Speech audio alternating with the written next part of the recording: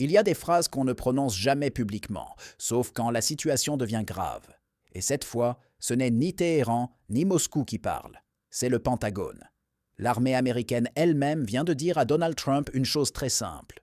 Nous ne pouvons pas faire la guerre à l'Iran maintenant. Pourquoi l'armée la plus puissante du monde tire-t-elle le frein d'urgence? Et surtout, qu'est-ce que cela révèle de l'état réel des États-Unis? Depuis plusieurs jours, le ton monte entre Washington et Téhéran. Menaces, déclarations musclées, démonstrations de force. Tout donne l'impression que l'escalade est inévitable. Mais en coulisses, un message totalement différent circule. Un message discret, stratégique et surtout extrêmement inquiétant. Le Pentagone a averti Trump. Une guerre contre l'Iran serait aujourd'hui un risque majeur, voire incontrôlable. Et ce n'est pas une question de volonté politique. C'est une question de capacité réelle. Quand le Pentagone avertit un président américain, il ne s'agit jamais d'un simple désaccord politique ou d'une nuance technique. C'est un événement en soi. Le Pentagone n'est pas un organe de communication, ce n'est pas un think tank, ce n'est pas une chaîne d'information. C'est l'institution qui gère la réalité brute de la guerre, les hommes, les armes, les stocks, la logistique, le temps, les pertes, les conséquences. Et surtout, le Pentagone a une obsession, éviter les guerres qu'on ne peut pas maîtriser. Donc, quand le message qui sort est aussi clair que l'armée ne peut pas faire la guerre à l'Iran actuellement, il faut comprendre que ce n'est pas une phrase lancée à la légère, ce n'est pas une opinion.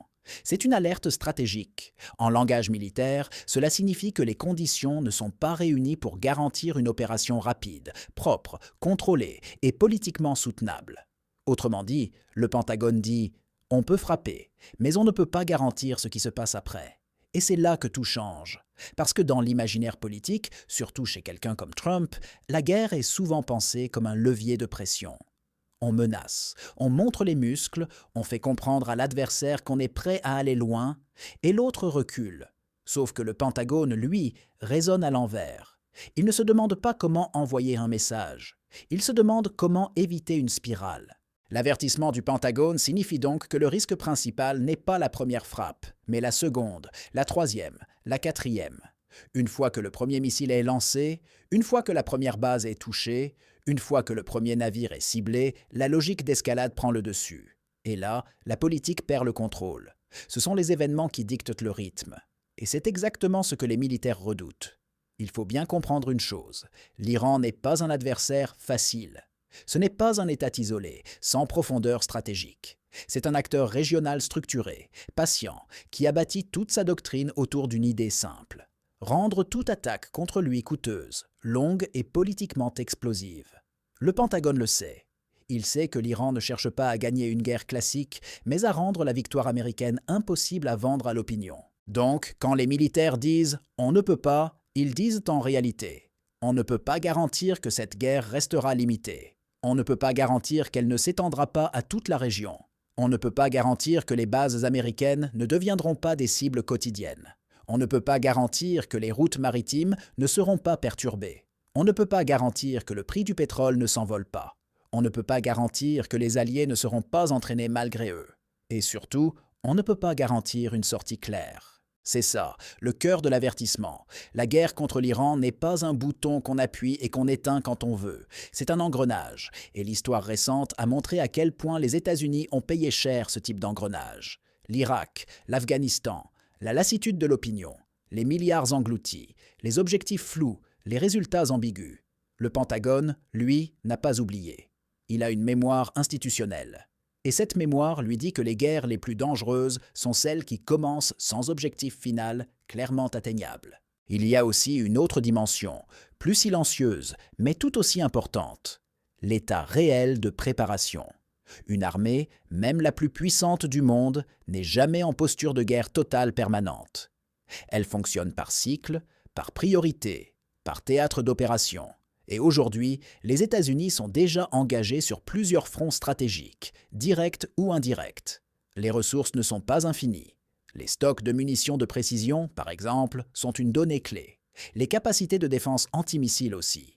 Or, une guerre contre l'Iran impliquerait précisément une consommation massive de ces capacités. Le Pentagone avertit donc aussi parce qu'il sait que l'Iran dispose de moyens de riposte variés, asymétriques, difficiles à neutraliser totalement. Missiles, drones, attaques indirectes, actions via des alliés régionaux. Ce n'est pas une guerre frontale, c'est une guerre diffuse. Et une guerre diffuse est toujours plus difficile à gagner, parce qu'elle fatigue, elle use, elle crée une pression constante, invisible mais permanente. Enfin, et c'est peut-être le point le plus politique de tous, l'avertissement du Pentagone révèle un décalage entre le discours et la réalité. Trump peut vouloir apparaître comme celui qui ne recule jamais, comme celui qui impose le rapport de force. Mais l'armée, elle, refuse d'être utilisée comme un outil de mise en scène. Elle veut des objectifs clairs, une stratégie cohérente et surtout une sortie. Et si ces éléments ne sont pas réunis, elle préfère freiner. Donc ce que signifie vraiment l'avertissement du Pentagone, c'est ceci.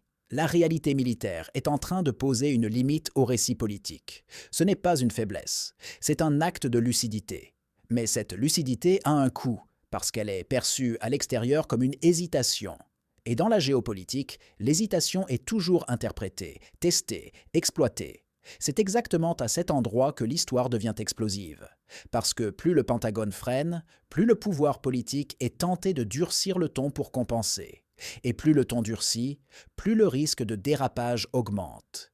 C'est cette tension interne entre prudence militaire et posture politique qui est au cœur de la situation actuelle. Et c'est ce qui rend cet avertissement si lourd de conséquences. Si l'avertissement du Pentagone est aussi inhabituel, c'est parce qu'il révèle quelque chose de plus profond qu'un simple désaccord stratégique. Il met en lumière une fracture classique, mais rarement visible au grand jour, entre le pouvoir politique et l'appareil militaire.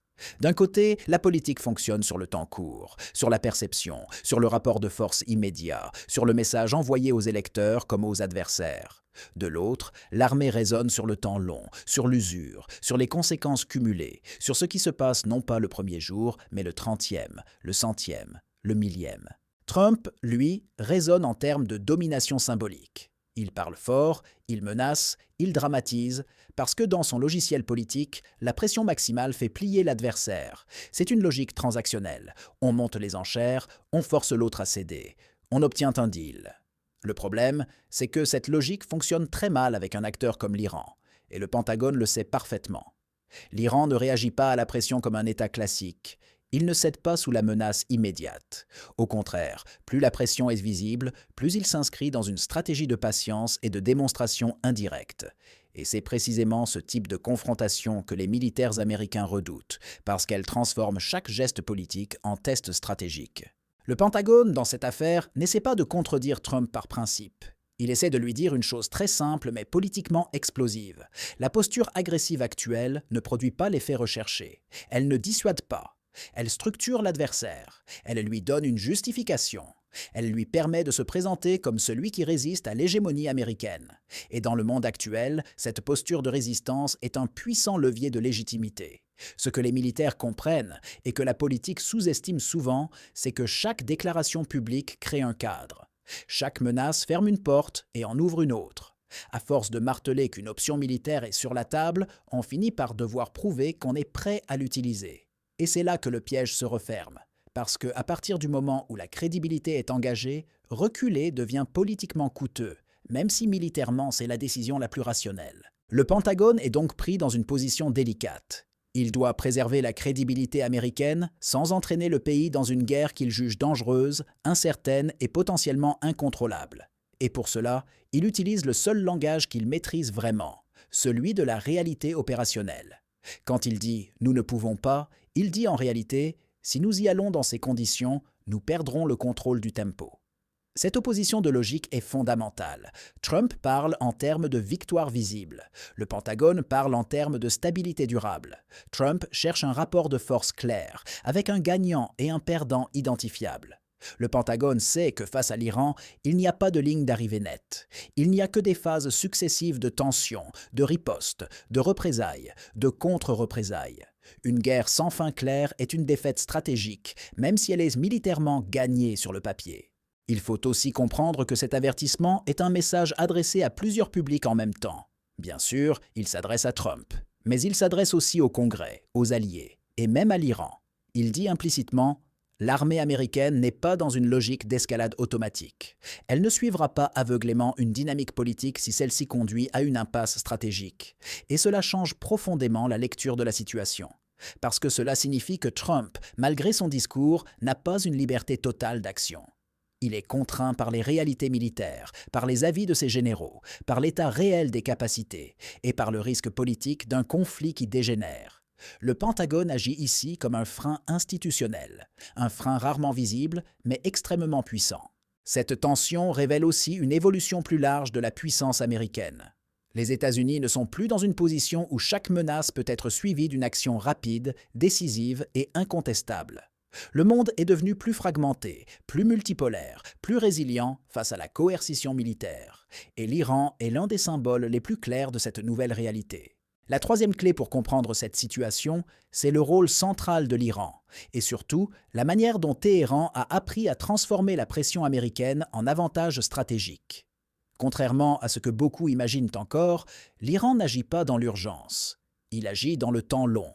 Et c'est précisément cette différence de rythme qui désoriente Washington depuis des années. Lorsque Trump hausse le ton, lorsqu'il menace, lorsqu'il parle de lignes rouges ou d'options militaires, l'Iran ne répond pas frontalement. Il observe, il analyse, il attend, puis il ajuste. Chaque déclaration américaine devient une donnée de plus dans une équation stratégique patiemment construite. Là où les États-Unis cherchent une réaction immédiate, l'Iran cherche une accumulation progressive d'avantages. Ce que l'Iran a compris, c'est que l'Amérique moderne est extrêmement sensible aux coûts politiques, humains et symboliques de la guerre. Il ne s'agit plus seulement de gagner militairement. Il faut gagner vite, proprement, sans perte visible, sans chaos régional, sans flambée des prix de l'énergie, sans images choquantes. Et c'est précisément là que l'Iran frappe, non pas avec des missiles directs, mais avec une stratégie de saturation indirecte. L'Iran ne se présente jamais comme l'agresseur principal. Il agit par cercles concentriques. Des alliés régionaux, des forces indirectes, des démonstrations technologiques, des tests de capacité, des signaux envoyés sans déclaration officielle. Tout est conçu pour rester sous le seuil qui justifierait une riposte massive américaine, tout en rendant chaque option militaire de plus en plus risquée. C'est ce que le Pentagone comprend parfaitement. Une guerre contre l'Iran ne serait pas une guerre classique. Ce ne serait pas un choc frontal avec un ennemi clairement identifié. Ce serait une guerre fragmentée, éclatée, multithéâtre, où chaque frappe entraînerait une réaction ailleurs. Dans le Golfe, en Irak, en Syrie, au Liban, sur les routes maritimes, sur les infrastructures énergétiques. Une guerre où l'adversaire ne cherche pas à vaincre, mais à épuiser. Dans cette logique, chaque recul apparent de Trump est immédiatement interprété par l'Iran comme une validation de sa stratégie. Non pas comme une faiblesse personnelle, mais comme la preuve que la dissuasion asymétrique fonctionne, que l'Amérique parle fort, mais hésite à agir, que la menace maximale n'aboutit pas nécessairement à l'usage maximal de la force. Et cela a des conséquences très concrètes. Plus Trump menace sans agir, plus l'Iran gagne en assurance. Plus il gagne en assurance, plus il teste les limites. Pas pour provoquer une guerre, mais pour redéfinir les lignes rouges à son avantage. Chaque absence de réponse devient un précédent. Chaque temporisation devient une nouvelle norme. Ce jeu est extrêmement subtil. Il ne s'agit pas de dire que l'Iran gagne au sens classique. Il s'agit de dire qu'il façonne le cadre du conflit. Il impose le rythme. Il oblige les États-Unis à réagir plutôt qu'à agir. Et dans la géopolitique moderne, celui qui impose le tempo détient un avantage décisif. Trump, dans cette équation, se retrouve piégé par sa propre rhétorique. S'il agit, il entre dans un engrenage que l'armée redoute. S'il n'agit pas, il renforce la perception que l'Iran peut pousser plus loin sans risque immédiat. Et cette perception ne concerne pas seulement l'Iran. Elle est observée par d'autres puissances, d'autres acteurs régionaux, qui tirent leurs propres conclusions sur les limites de la puissance américaine. C'est là que la stratégie iranienne devient particulièrement efficace. Elle ne cherche pas une confrontation décisive avec Trump. Elle cherche à transformer son style politique en vulnérabilité stratégique, à utiliser son besoin de démonstration de force contre lui, à faire en sorte que chaque mot prononcé à Washington pèse plus lourd que les actes réellement posés. En réalité, l'Iran n'essaie pas de battre l'Amérique. Il essaie de l'enfermer dans une posture inconfortable, où chaque option est mauvaise, où chaque décision comporte un coût élevé, et où l'inaction devient presque aussi dangereuse que l'action. Et c'est exactement ce que le Pentagone tente d'éviter en tirant la sonnette d'alarme. La quatrième dimension de cette crise est sans doute la plus sensible politiquement. L'impact direct de cette séquence sur la crédibilité personnelle de Donald Trump. Car au-delà des considérations militaires et stratégiques, ce qui se joue ici, c'est aussi l'image d'un président qui s'est construit sur la promesse de la force, de la fermeté et de la dissuasion absolue, mais qui se retrouve confronté aux limites très concrètes du pouvoir réel. Depuis le début, Trump a bâti son autorité internationale sur un discours simple, parler plus fort que ses prédécesseurs, menacer plus clairement et laisser entendre que lui, contrairement aux autres, irait jusqu'au bout. Cette posture lui a longtemps permis d'imposer le doute chez ses adversaires. Mais aujourd'hui, ce doute commence à se retourner contre lui. Car lorsqu'une rhétorique de confrontation ne débouche pas sur des actes visibles, elle perd progressivement de son efficacité. Le problème pour Trump n'est pas qu'il évite la guerre. Le problème, c'est qu'il a lui-même élevé le niveau d'attente autour de sa capacité à frapper.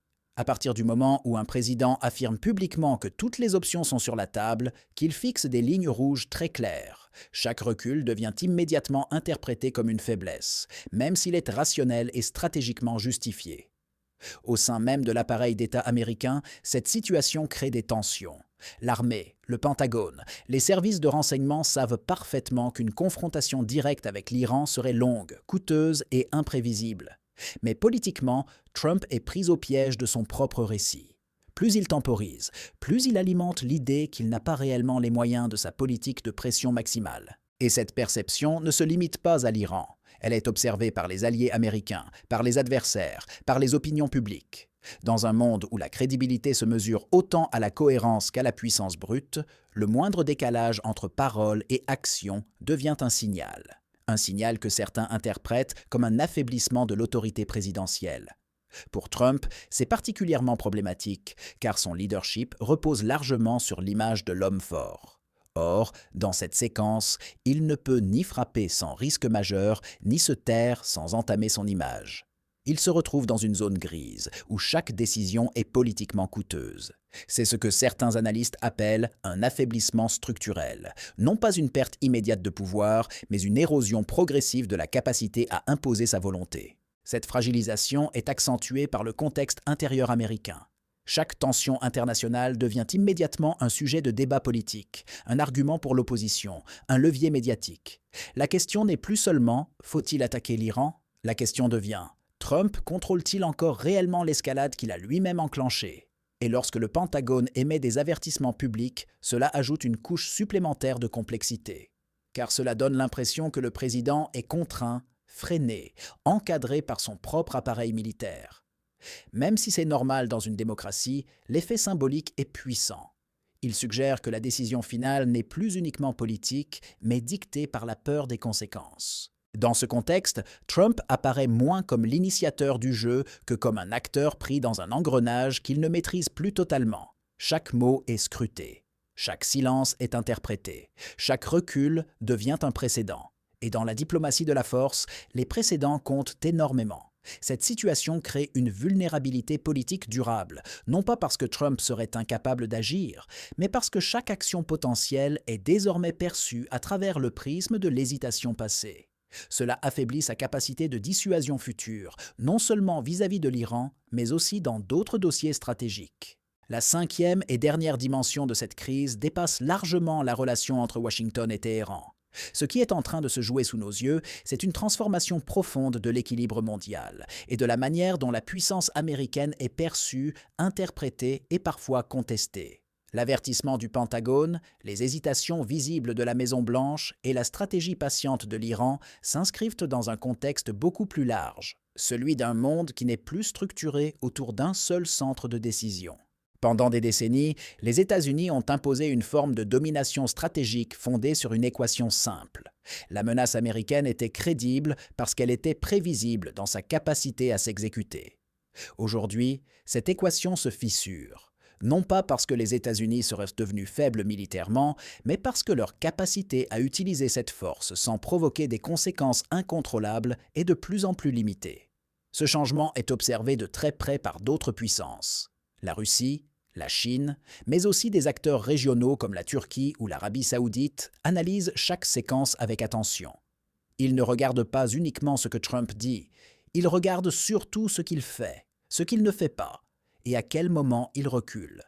Dans un monde multipolaire, la crédibilité ne se mesure plus à la taille des armées, mais à la cohérence entre la parole et l'action.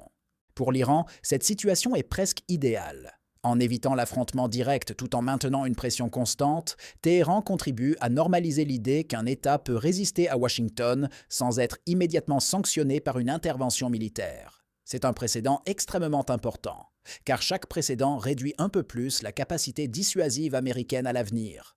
Mais l'impact ne s'arrête pas là. Les alliés traditionnels des États-Unis commencent eux aussi à s'interroger. L'Europe, notamment, observe avec inquiétude cette montée des tensions, car elle sait qu'une escalade au Moyen-Orient aurait des conséquences économiques, énergétiques et sécuritaires directes sur son propre territoire. Dans ce contexte, le leadership américain apparaît moins rassurant qu'autrefois, plus imprévisible, plus dépendant de facteurs internes. Cette perte de lisibilité stratégique crée un vide. Et dans les relations internationales, les vides sont rarement laissés vacants. Ils sont occupés par d'autres puissances, par des alliances alternatives, par des stratégies de contournement. C'est ainsi que se construisent les basculements historiques, non pas par un événement unique, mais par une accumulation de signaux faibles. À l'échelle mondiale, cette crise révèle aussi une réalité inconfortable. La dissuasion militaire classique fonctionne de moins en moins face à des adversaires qui ont appris à jouer sur le temps, l'usure politique et la peur du chaos. L'Iran ne cherche pas à vaincre militairement les États-Unis.